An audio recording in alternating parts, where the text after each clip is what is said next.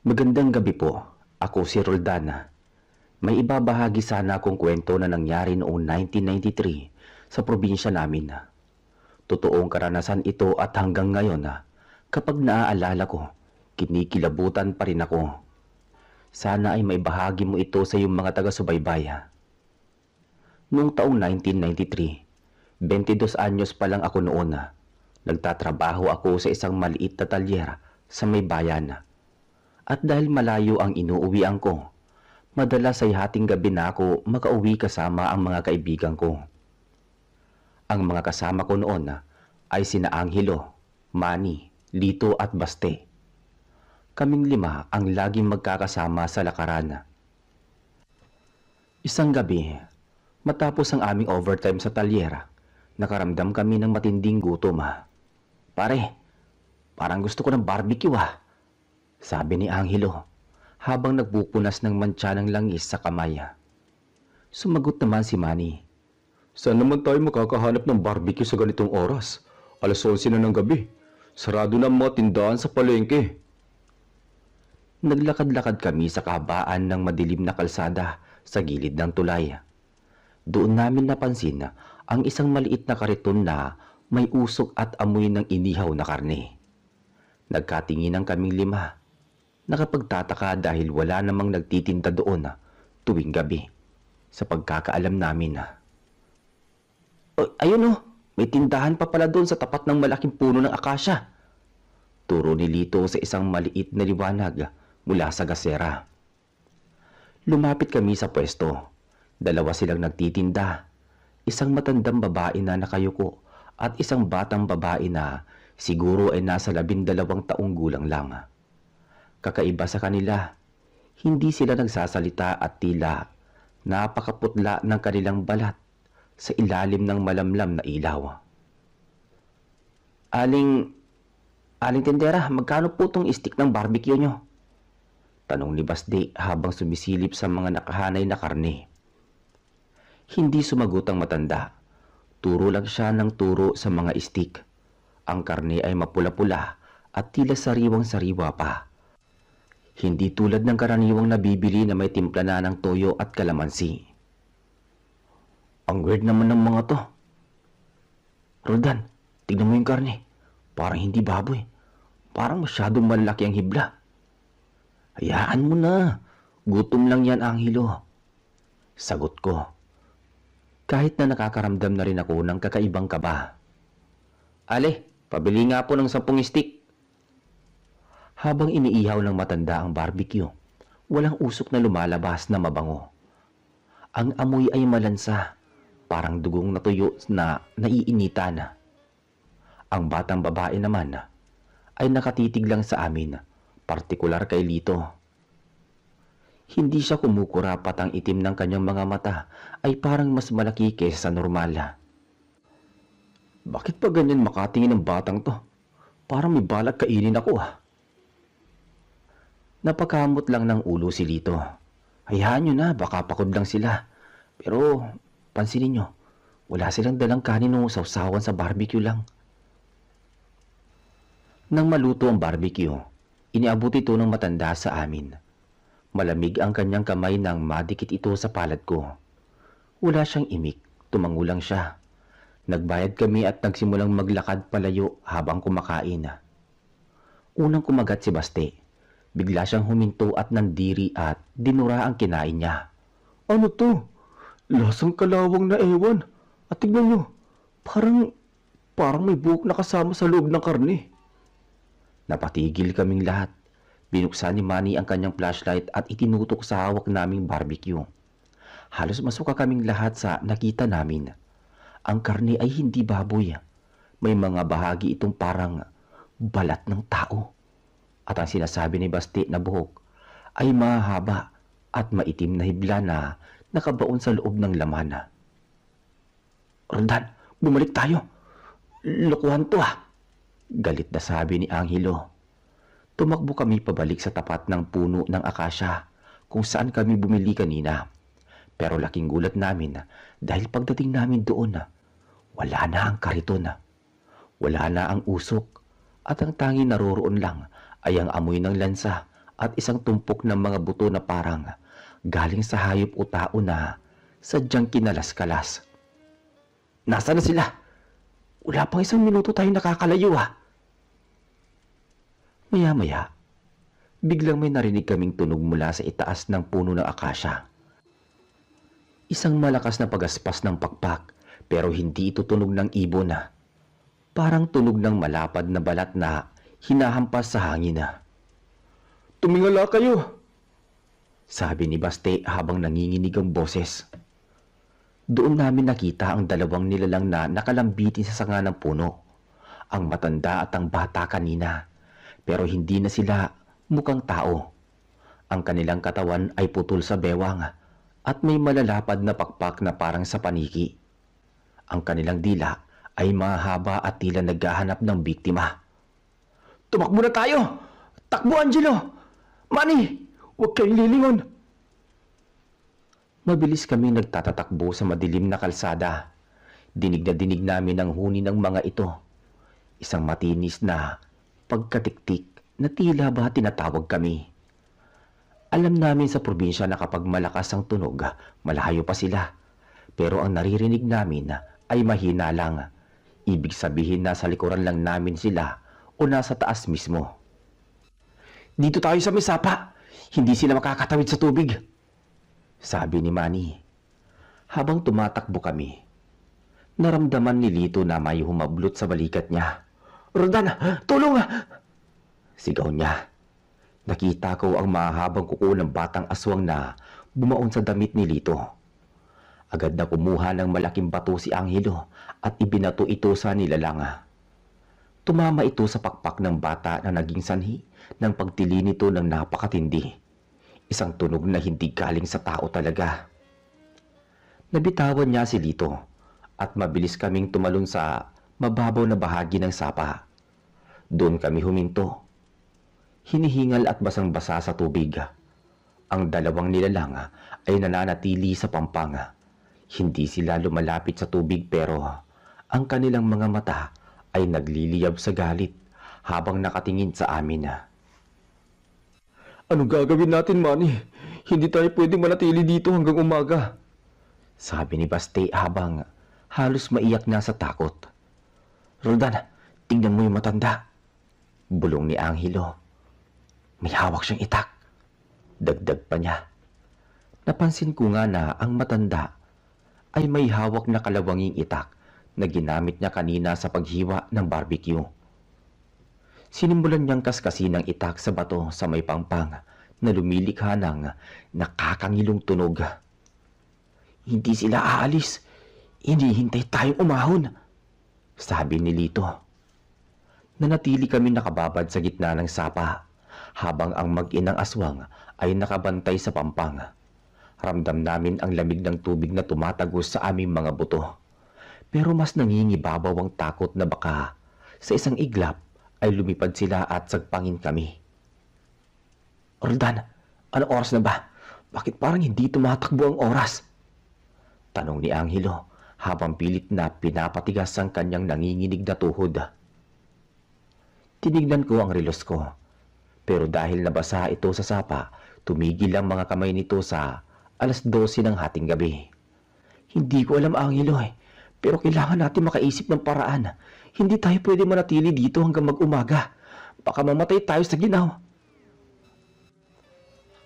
Napansin ni Manny na ang matandang aswang ay unti-unting lumalapit sa gilid ng tubig. Pero parang may hindi nakikitang harang na pumipigil sa kanya. Tingnan nyo, ayaw talaga nilang mabasa. Kamusta yung balikat mo? Masakit, Manny. Parang kumikirot at mainit ang pakiramdam. Sagot ni Lito na namumutla sa takot at sakit. Biglang nagsalita ang matandang aswang sa isang boses na parang pinagsamang huni ng tuko at boses ng taong galing sa hukay. Ibigay nyo na sa akin na ang sugatan na at ang iba sa inyo ay makakaalis na. Nagkatinginan kaming apat. Hindi namin pwedeng iwan si Lito. Huwag kayong makikinig, Baste, Angelo. Huwag kayong bibigay. Mag-inang demonyo kayo. Hindi namin ibibigay ang kaibigan namin. Dahil sa galit ko, kumuha ako ng putik at bato sa ilalim ng sapa at ibinato sa kanila. Tinamaan siya sa muka at doon ay naglabas siya ng isang nakakangilong sigaw. Ang batang aswang naman ay nagsimulang magpaikot-ikot sa itaas namin. Lumilipad ng mababa at sinusubukang abutin ng aming mga ulo gamit ang kanyang matatalas na kuko. "Yumuko kayo, Basti! Dapa!" Mabilis na dumapa si Basti kaya bahagyang sumabit ang kuko ng bata sa kanyang likuran na napunit agad na parang papel. "Roldan, yung asin! May dala ka bang asin?" Biglang naalala ni Manny. "Wala akong dalang asin, pero may dala akong lighter. At ang talyer na pinagalingan natin, may mga basahan ako sa bag na may konting gas." Naalala ko bigla ang bag na dala ko na nakasukbit pa rin sa likod ko.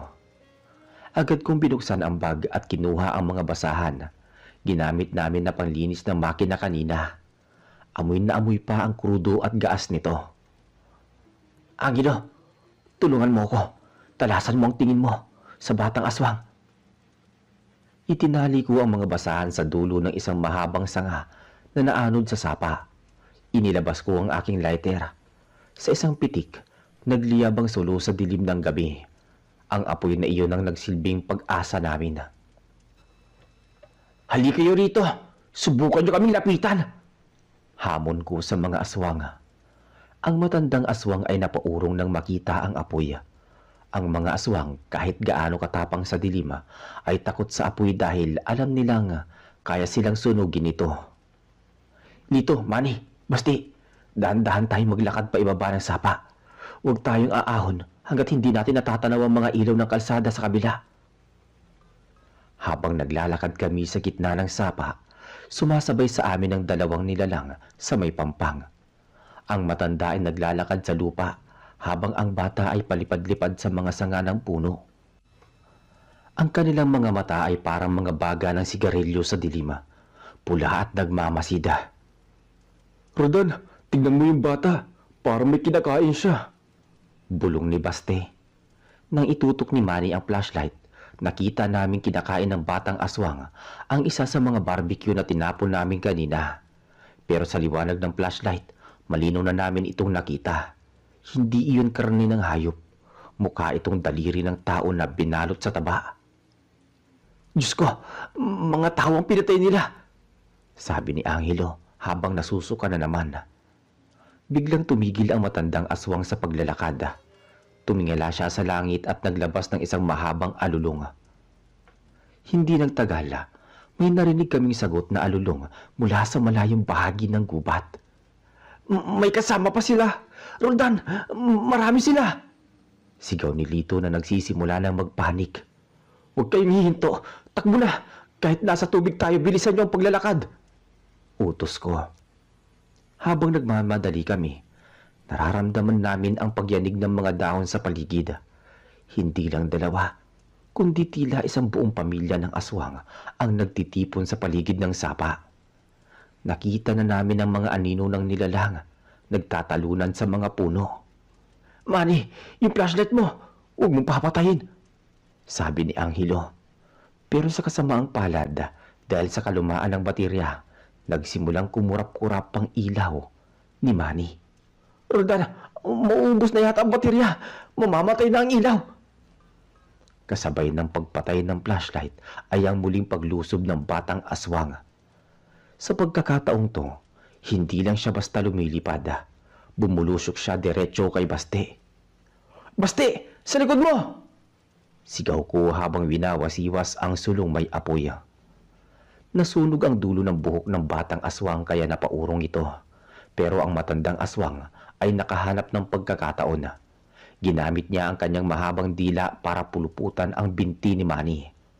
"Tulong, Roldan! Ang hinihila ako!" hiyaw ni Manny habang pilit siyang hinihila ng aswang paahon sa pangpang.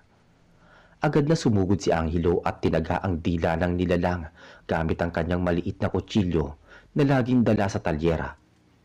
Isang itim na dugo ang bumulwak at ang matanda ay nagbitaw ng mahabang paghagulgol na sakit. "Aahon na tayo! Doon sa may malaking bato malapit na ang kalsada!" Sigaw ko. Pag-ahon namin, hindi pa rin kami tinigilan. Kahit sugatan ng matanda, mas naging agresibo ang bata. Pero bago pa sila muling makalapit, may narinig kaming tunog ng makina ng sasakyan.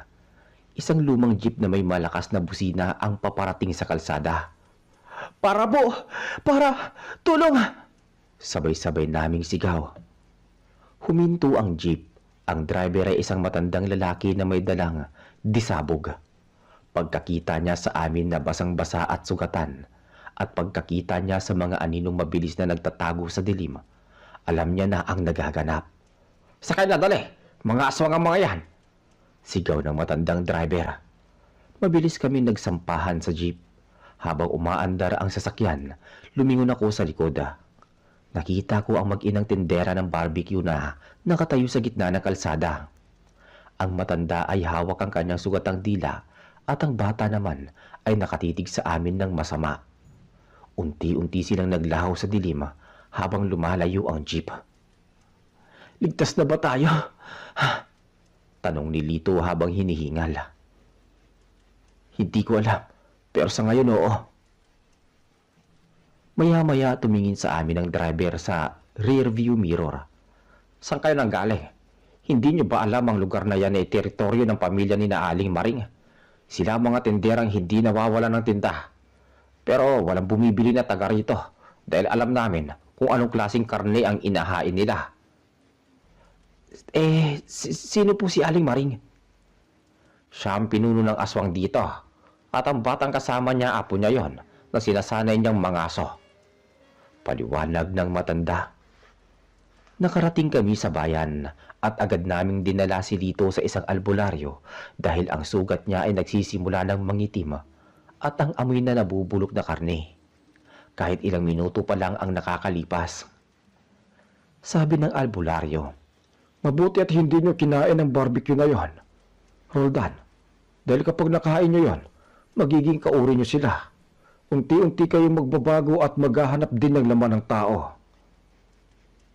Habang ginagamot si Lito, narinig namin ang isang kaluskos sa bubungan ng bahay ng albularyo. Isang pamilyar na tunog. Nagkatinginan kaming 5. Hindi pa sila sumusuko. Sinundan nila kami hanggang dito sa bayan. Dahil doon, Mr. Narrator, lalong bumigat ang pakiramdam sa loob ng bahay ng albularyo na si Mang Isko. Ang amoy ng insenso at luyang dilaw ay humahalo sa malansang amoy na nanggagaling sa labas. Alam naming hindi lang basta pananakot ang ginagawa nila. Nandyan sila sa taas, naghihintay ng pagkakataon na. "Lito, huwag kang pipikit. Manatili kang gising!" Sigaw ni Manny habang pinapaypayan si Lito na tila ba nagdidiliryo na. Ang pawis ni Lito ay malagkit at kulay abuhin na. Marumi, isang sinyalis na ang kamandag ng kuko ng aswang ay kumakalat na sa kanyang dugo. Si Mang Isko ay mabilis na kumilos. Kumuha siya ng isang bote ng langis na may ugat ng halaman at ibinuhos ito sa paligid ng mga bintana at pinto. "Kayong tatlo, kumuha kayo ng walis tingting at baliktarin nyo sa bawat sulok. Ikaw naman, bantayan mo ang bintana sa kusina." Utos ng matanda sa amin. Maya-maya biglang isang malakas na kalabog ang narinig namin mula sa taas. Parang may bumagsak na sako ng bigas, pero alam naming mabigat na katawan iyon. Sumunod ang tunog ng mga kuko na kumakalkal. "Ibigay nyo ang lalaki. Akin ang lalaki." Boses iyon ng matandang babae, ang tindera ng barbecue. Pero ngayon ay mas malat ang boses at nakakapatindig balahibo. "Hindi nyo siya makukuha. Lumayas kayo dito, Maring. Hindi nyo siya makukuha, Maring. Lumayas kayo sa pamamahay ko." Sigaw ng albularyo habang winawasiwas ang kanyang tungkod na gawa sa kahoy ng kulasisi. Biglang nawasak ang bahagi ng kisame. Lumabas doon ang ulo ng batang babae, ang apo ni Maring. Pero hindi na ito ang batang nakita namin sa kalsada. Ang kanyang panga ay nakalaylay, puno ng matatalas na ngipin, at ang kanyang mga mata ay parang 2 bolang apoy sa dilima. Angelo! Yung itak! Sigaw ko. Agad na hinablot ni Angelo ang itak na nakasabit sa dingding ni Mang Isko. Pero bago pa siya makalapit, mabilis na bumaba ang bata mula sa kisame. Nakalambitin ang kanyang bituka at ang itaas na bahagi lang ang kanyang katawan ang gumagalaw sa hangin. Humampas ang kanyang mahabang buhok na parang latigo at tumama sa braso ni Baste. Aray ko! Hayop ka! Hiyaw ni Baste habang pilit na umiiwas. Roldan, tulungan mo ko rito sa pinto! Tawag naman ni Manny. Ang matandang aswang naman ay sinusubukang gibain ang pintuan sa harap. Ang lakas niya ay hindi pang tao talaga. Ang makapal na kahoy ay nagsimula ng maglamat. Doon ko napatunayan na totoo nga ang kwento ng matatanda. Ang lakas ng isang aswang ay parang lakas ng 10 lalaki kapag gutom sila. Kumuha ako ng isang bote ng suka na may sili na nakita ko sa mesa at binato ito sa batang aswang na nakalambitin sa kisame. Tumama ang suka sa mukha nito. Naglabas ang bata ng isang tili na halos bumasag sa aming mga eardrum. Umusok ang kanyang balat dahil sa asim at ang anghang ng suka. Ngayon na, Angelo! Tagain mo! Utos ko naman. Buong lakas na winasiwas ni Angelo ang itak, pero mabilis na nakailag ang bata at muling umakyat sa butas ng kisame. Pero hindi pa kami nakakahinga ng maluwag nang biglang gumuho ang pintuan sa harap.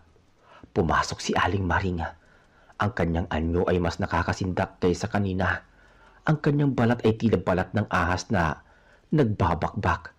At ang kanyang kuko ay mahaba pa sa daliri ng tao. Ibigay niyo sa akin ang isang yan. Angil niya habang tumutulo ang malapot na laway sa may sahiga. Hinarap siya ni Mang Isko. Maring, huling babala ko na ito. Kapag hindi ka umalis, gagamitan kita ng nakamamatay na pangontra. Tumawa ang matanda. Isang tawa na parang tuyong dahon na kinakalos. Wala ka magagawa, Isko. Gutom ang aking apo. Kailangan namin na sariwang atay. Maya-maya, biglang sumugod si Aling Maring kay Mang Isko. Sa bilis ng pangyayari, hindi namin namalayan na nakalapit na siya. Pero bago pa siya makadapo sa matanda, binuhos ni Mang Isko ang isang maliit na sisidlan na puno ng bainga o asina na hinaluan ng abo ng palapa ng nyog na pinagpala at binasbasan na. Isinaboy ito ni Mang Isko sa dibdib ng nilalang. Isang nakakakilabot na sigaw ang namayani sa buong bahay. Ang bahagi ng katawan ni Maring na natamaan ng asin at ng abo ay tila nalulusaw at nagbabaga. Napaatras siya palabas ng pinto habang ang kanyang apo ay sumusunod sa kanya. Tila natatakot din sa ginagawa ni Mang Isko. Hindi pa tayo tapos. Babalik kami. Susundan namin kayo kahit sa panaginip. Tandaan niyo yan. Banta ni Maring bago siya tuluyang lumipad pa itaas at naglaho sa kadiliman ng gubat. Natahimik ang paligid. Maliban sa mabigat na baghinga naming 5. Si Lito naman ay tuluyan nang nawalan ng malay. Pero ang pangingitim ng kanyang sugat ay tumigil na. Mr. Narrator, akala namin ay tapos na ang lahat ng gabing yon. Pero nang tignan ni Mang Isko ang sugat ni Lito, napapailing siya. Bakit po, Mang Isko? Ligtas na ba si Lito o hindi pa? Tanong ni Manny. Tumingin sa amin ng albularyo ng may lungkot sa mga mata. Napaalis natin sila, pero naiwan ang binhi sa loob ni Lito. Kapag hindi natin nahanap ang pinagmulan ng kanilang barbecue, sa loob ng 3 araw, si Lito mismo ang magiging tulad nila. Nagkatinginan kami ni na Angelo at Baste. Alam namin kailangan namin bumalik sa lugar kung saan namin sila unang nakita, sa ilalim ng punong akasya sa may tulay. Doon nagsimula ang matinding panganiba dahil kailangan naming pasukin ang teritoryo nila para iligtas ang kaibigan namin. Kahit nanginginig ang mga tuhod namin, wala kaming pagpipilian. Sabi ni Mang Isko, ang lason sa katawan ni Lito ay hindi basta-basta gagaling. Kailangan naming mahanap ang punong ugat o ang pinagkukunan nila ng karne para masunog ito at maputol ang sumpa. Madaling araw na noon, bandang 3:00, nang bumalik kaming apat ni na Angelo, Manny at Baste sa tulay na yon. Bitbit namin ang mga sulo na gawa sa kawayan at bote ng gas, pati na rin ang mga itak na hiniram namin kay Mang Isko. Roldan, sigurado ka ba rito? Parang mas lalong tumahimik ang paligid ngayon Tanong ni Baste habang palingon-lingon. Kailangan natin itong gawin para kay Lito, Baste.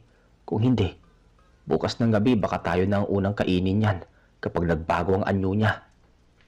Sagot ko habang mahigpit ang hawak sa sulo. Nakarating kami sa tapat ng dambuhalang puno ng akasya. Sa dilim, ang mga sanga nito ay parang mga higanting kamay na gustong sumunggab sa amin. Ang amoy ng lansa ay mas matindi kaysa kanina. Amoy ng nabubulok na basura na hinaluan ng sariwang dugo. Parang ganun, masyadong masakit sa ilong.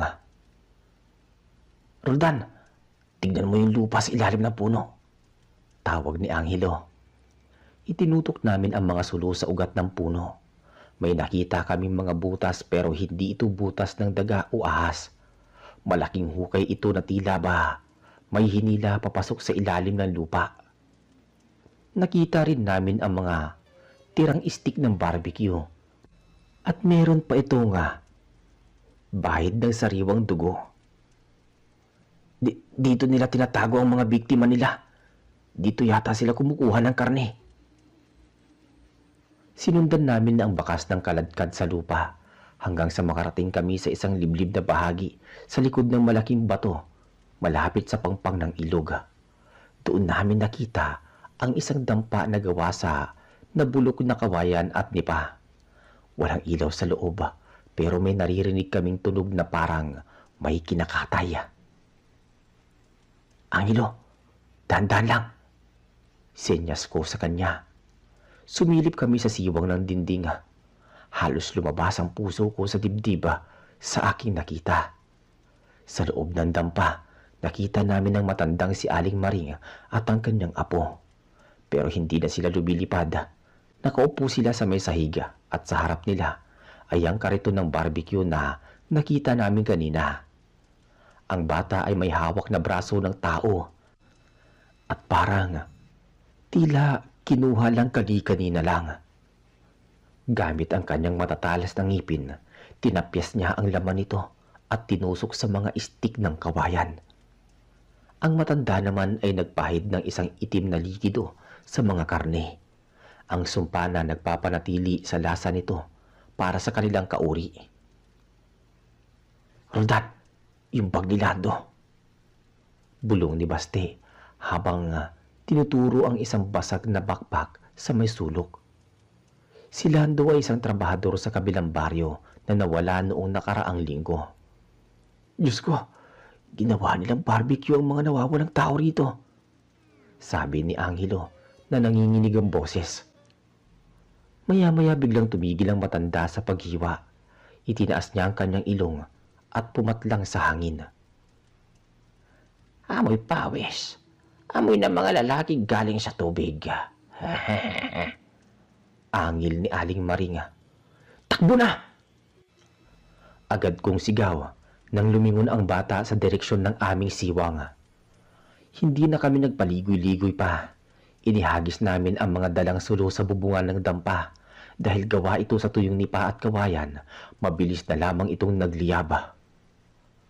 Mamatay kayo sa apoy, mga hayop kayo! Sigaw ni Baste habang naghahagis pa ng bote ng gaas. Isang matinding tili ang lumabas mula sa loob ng dampa. Lumabas ang batang aswang na nagbabaga ang buhok.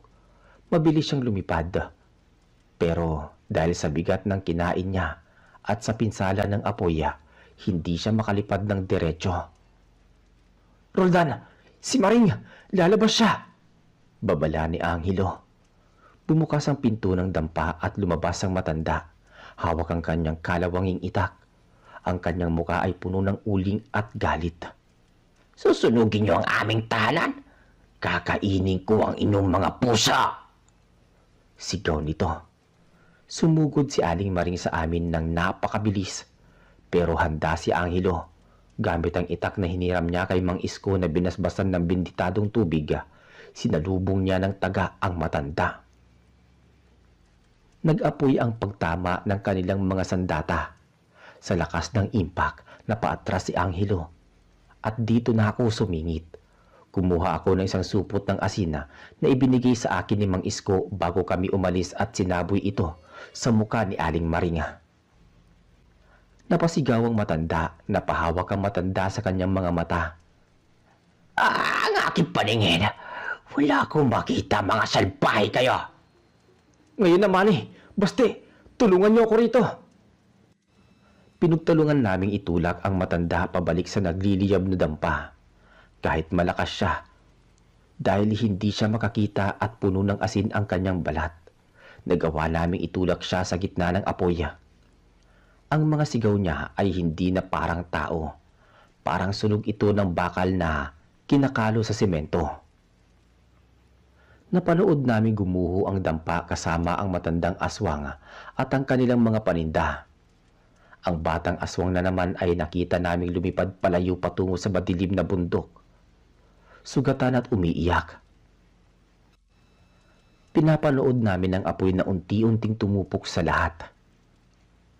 Hindi ko alam kung nagawa natin na tapusin si Aling Maring, pero kailangan natin bumalik kay Lito. Sagot ko rito. Nang makabalik kami sa bahay ni Mang Isko, laking gulat namin dahil gising na si Lito. Ang pangingitim na kanyang sugat ay nawala na ng tuluyan at wala ng bakas. At ang kanyang kulay ng balat ay bumalik na sa normal. Akala namin ay doon na matatapos ang lahat na naligtas na kami dahil napatay namin si Aling Maring at nasunog ang kanilang pwesto. Salamat mga pre ha. Kala ko talaga katapusan ko na. Sabi ni Lito. Habang iniinom ang pinakulo ang gamot ni Mang Isko. Pero habang nagpapahinga kami sa balkonahin ni Mang Isko, bago sumikat ang araw, napansin ni Manny ang isang bagay sa kalsada. Isang maliit na kariton na may usok. Dahan-dahang dumadaan sa harap ng bahay. Ang nagtutulak nito ay isang batang babae na may balot ang muka ng itim na tela. Tumigil ang kariton sa harap namin. Tumingin ang bata, ang apo ni Aling Maring. Itinaas niya ang isang stick ng barbecue at tinuro sa amin bago siya dahan-dahang naglaho sa hamog ng umaga. Lumipas ang ilang araw matapos ang gabing yon na sinubukan namin bumalik sa normal na buhay sa talyera. Pero tila may nagbago sa aming magkakaibigan. Si Lito na dating pinakamakulit sa aming lima ay naging tahimik. Madalas siyang nakatulala at tila laging may malalim na iniisip. Isang gabi, naisipan namin mag-inuman sa likod ng talyera para ipagdiwang ang paggaling ni Lito. Bumili si Baste ng alak habang si Manny naman ay naglabas ng mga pulutan. Si Angelo ang nakatoka sa pag-aasikaso ng baso, kumbaga tanggero. O Lito, uminom ka muna para naman bumalik yung sigla mo. Alok ni Angelo habang inaamot ang baso. Tumangulang si Lito at uminom, pero napansin ko na hindi siya humahawak sa mga pagkain na nasa mesa. Ang dala namin chichirya at karning lata ay hindi niya ginagalaw. Pare, bakit ayaw mo kumain? Masarap tong luto ni Manny oh. Tanong ko sa kanya. Tumingin si Lito sa akin dahil ang mga mata niya ay parang may kakaibang kinang, hindi tulad ng dati. Roldan, hindi ko alam pero parang wala akong panlasa sa mga pagkain yan. Parang to yung karton ng pakiramdam ko sa lalamunan ko. Sabi niya. Habang nagpapatuloy ang aming inuman, biglang may naamoy kaming pamilyar. Isang malansang amoy na humahalo sa usok ng gabing yon. At mula sa madilim na bahagi ng kalsada sa labas ng talyera, nakita namin ang anino ng isang batang babae na naglalakad. May dala siyang basket. Tumigil ang bata sa tapat ng aming bakod. Barbecue! Bili na kayo ng barbecue! Baka gusto nyo. Sabi niya. Napatayo kaming apat ni na Angelo, Manny at Baste. Hinablot agad ni Angelo ang wrench sa ibabaw ng mesa. Ikaw na naman! Lumayas ka rito! Sigaw niya. Pero ang bata ay hindi natakot. Ngumiti lang siya sa amin. Isang ngiting punong-puno ng matatalas na ngipin at iniwan ang basket sa tapat ng gate bago mabilis na tumakbo patungo sa kadiliman. Huwag niyong lalapitan yan. Babala ko sa kanila. Pero bago pa kami makakilos, mabilis na tumayo si Lito. Parang wala siya sa kanyang sarili. Naglakad siya palapit sa gate at kinuha ang basket. Lito, ibigay mo yan dito. Itapon natin yan. Sabi naman ni Manny. Humarap sa amin si Lito. Doon namin nakita ang nakakakilabot na pagbabago. Ang kanyang mga kuko ay nagsisimula ng humaba. At ang kanyang balat ay nagiging kulay abo na rin. Maputla kumbaga katulad ng balat ni Aling Maringa. Roldan, Angelo, ang bango nito. Bulong ni Lito. Binuksan niya ang basket. Puno ito ng mga inihaw na barbecue na gawa sa maputlang karne. Kumuha siya ng isa at mabilis na kinagat ito. Hindi siya nandidiri, sa halip ay tila nasasarapan siya habang ninunguya ang laman na may kasama pang buhok at dugo. Lito, itigil mo yan. Kaibigan mo kami. Sabi ni Basti na halos maiyak. Tumingin sa amin si Lito pero hindi na si Lito ang nakita namin. Ang kanyang panga ay lumaylay na rin at ang kanyang mga mata ay naging pula na parang baga. Salamat sa pagliligtas sa akin, pero gutom na ako eh. Sabi ni Lito. Sa isang iglap, tumalon si Lito sa pader ng talyer at mabilis na tumakbo patungo sa gubat. Dala ang basket ng barbecue. Sinubukan naming habulin siya pero napakabilis niya na. Nawala siya sa dilim kasabay ng tunog ng pagaspas ng mga pakpak sa itaas ng mga puno. Doon natapos ang aming pagkakaibigan. Kinabukasan, nalaman namin na may natagpo ang bangkay sa kabilang baryo. Isang lalaki na nawawala ang atay at puso. Alam namin si Lito ang may gawa noon na. Simula noon na, kapag hating gabi at nakaririnig kami ng tik-tik sa may bubungan, hindi na kami lumalabas. Alam namin na isa sa mga aswang na iyon ay dati naming kaibigan, na ngayon ay nagtitinda na rin ng barbecue sa mga liblib na kalsada ng aming probinsya. Hinding-hindi ko makakalimutan ang huling tingin ni Lito sa amin. Ang tingin ng isang nilalang na mas pinili ang lasa ng laman kaysa sa halaga ng pagkakaibigan. Iyan ang aking kwento. Hanggang ngayon,